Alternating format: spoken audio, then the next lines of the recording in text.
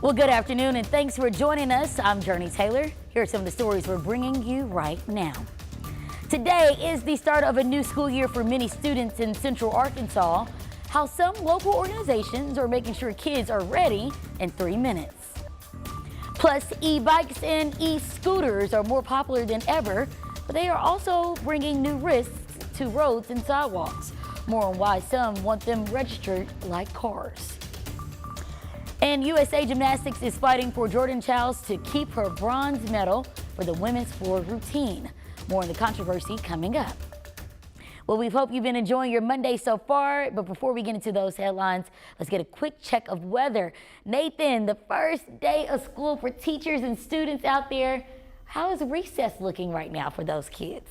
Good afternoon, Jurnee. If you were a parent sending off the kids to the bus stop this morning, you looked at the THV 11 app, or you're watching Tracy Bean this morning, you saw the rain on the radar, you probably sent them away with some rain gear.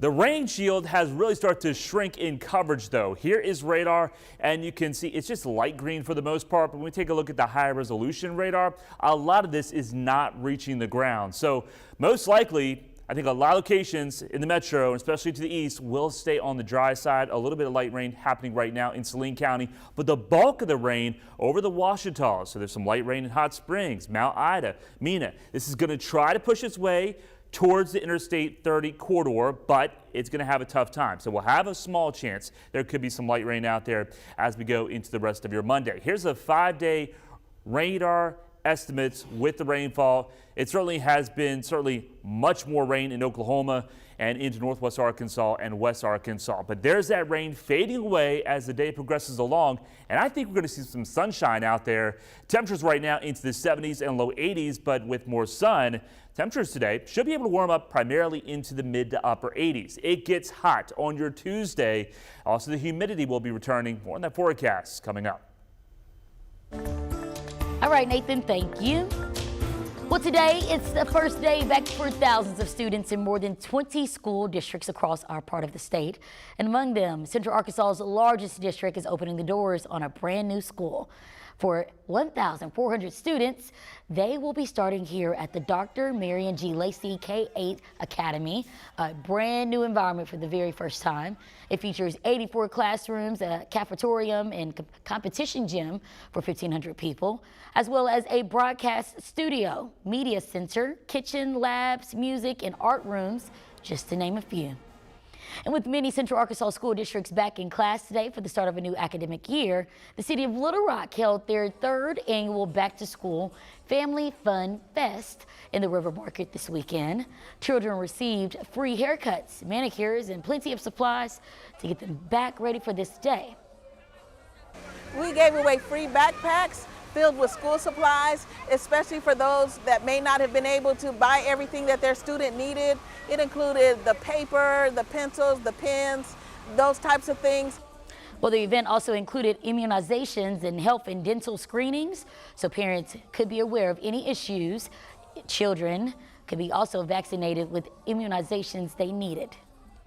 And several groups are getting in on the fun by supporting kids regarding their first week of school, including one who had a big hand in our THV 11 summer cereal drive. THV 11 photojournalist Danny Moore gives us a closer look.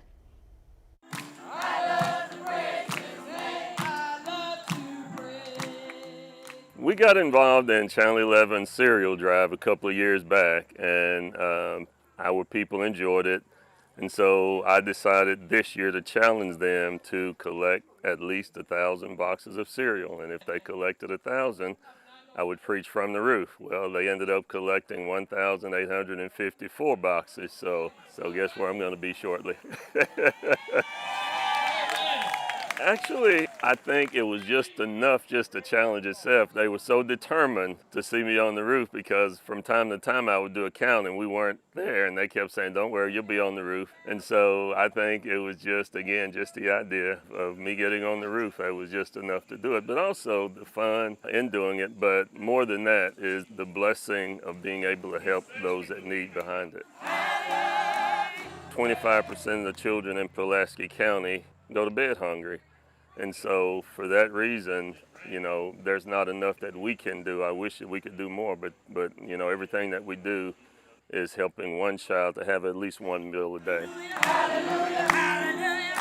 I would love to see more people involved. I appreciate Tom Brandon, Channel 11, the Arkansas Food Bank for allowing us to be a part of helping and be a blessing to others. But God, it would just be so great if everybody would get involved, and no matter what you can do, 1 box or 100 boxes, whatever you can do is just helping that many more people go to bed with at least one meal.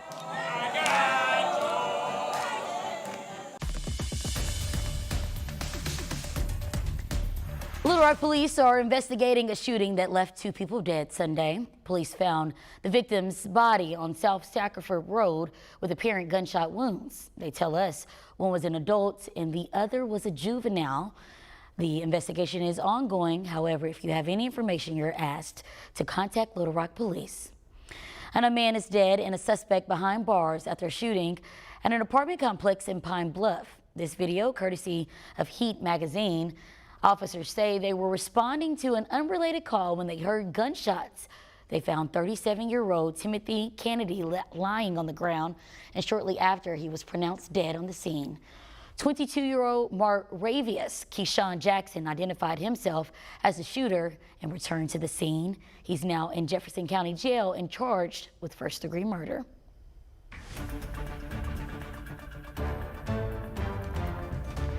Developing right now, authorities are still looking for a missing brother and sister from Camden, reportedly kidnapped by their mother. Here are their pictures here on your screen. 11-year-old Marcus Epps Jr. and 7-year-old Armani Epps were last seen around midnight Sunday morning. The mother, Kibrianna Mitchell, does not have any custodial rights to the children. There's a warrant out for her arrest on 2 counts of kidnapping. Anyone who knows where the children are and their mother should call 911 or call Camden Police directly. Garland County officials are looking for answers after recovering the body of a 74-year-old man from Lake Hamilton. The sheriff's office reporting the body was found Saturday in the Long Beach Point area of the lake after someone spotted it. When officials arrived to the scene, they say the victim was unresponsive. The investigation is ongoing.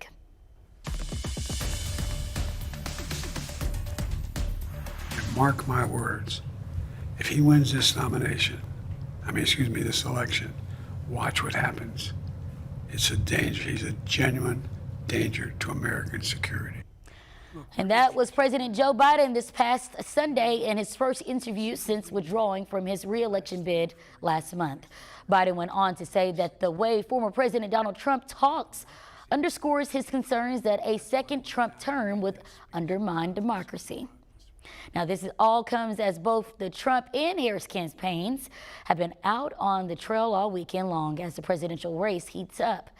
At rallies in Arizona and Nevada, Vice President Kamala Harris drew large crowds as her campaign rides a wave of newfound momentum among Democrats. A brand new New York Times polling suggests the tide may be shifting, showing Harris ahead of Trump in 3 key states: Michigan, Pennsylvania, and Wisconsin.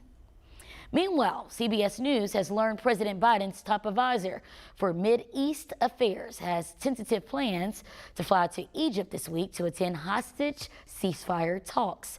Nicole Scanga reports on more on the very latest. Palestinians cleared rubble following an Israeli airstrike on a house in a refugee camp in the central Gaza Strip Monday. It comes as Israel braces for possible retaliatory attacks by Iran and its allies in Lebanon, following the recent killings of senior Hamas and Hezbollah leaders. On Sunday, U.S. Defense Secretary Lloyd Austin ordered the USS Lincoln to get to the area faster, and in a rare announcement, the Pentagon also deployed the guided missile submarine USS Georgia to the region. I hope that the threats of American president probably convinced the Iranians to think twice. Former Israeli Prime Minister Ehud Olmert spoke with CBS News' Rami Inocencio. If there is a war between Israel and Iran, it's going to be a war between Iran in the United States of America, in Great Britain, in France, and maybe other European countries. CBS News has learned President Biden's top advisor for Mideast Affairs, Brett McGurk, has tentative plans to fly to Egypt this week for a new round of ceasefire and hostage release negotiations. But citing in part Israel's deadly strike over the weekend on a Gaza school-turned-shelter that Israel says was also a terror command center, Hamas is non-committal about Thursday's talks. The group is focused on the proposal it agreed to from early July. Nicole Skanga, CBS News, the White House.